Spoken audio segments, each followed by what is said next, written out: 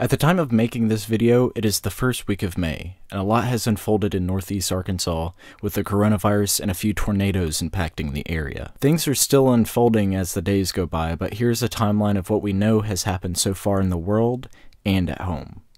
On December 31st, Chinese authorities reported dozens of cases of pneumonia-like symptoms in Wuhan, China that have been taking place since December 12th. And on January 9th, the first confirmed death from the coronavirus, a 61-year-old man who was exposed to the virus at a seafood market in Wuhan. Then on January 20th came the first reported cases of coronavirus outside of China, in Japan, South Korea, and Thailand, as well as the first case in the United States after a man in his 30s came back with symptoms after returning from a trip to Wuhan.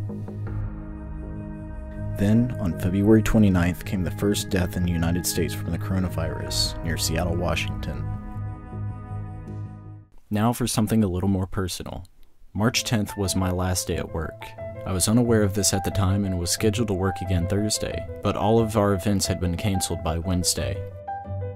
Then came March 11th. For me, this was the day that everything had fallen apart.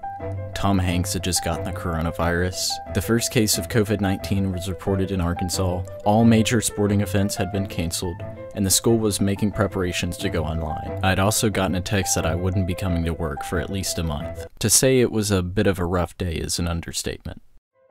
Then, on March 19th, came the first reported case of COVID-19 in Craighead County. This finally hit home that the virus was here now.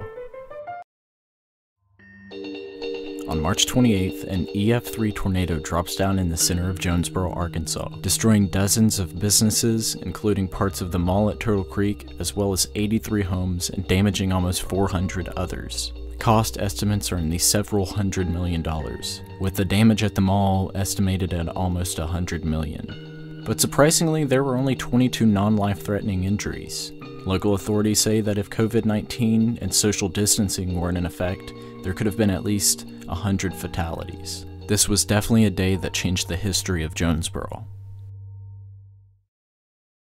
Then, 10 days later, on April 8th, an EF2 tornado drops down south of Cache and tracks towards Harrisburg and destroys several homes, and 2 people are critically injured. Again, 0 fatalities. At the time of recording this, I have less than a week left of my first year of college.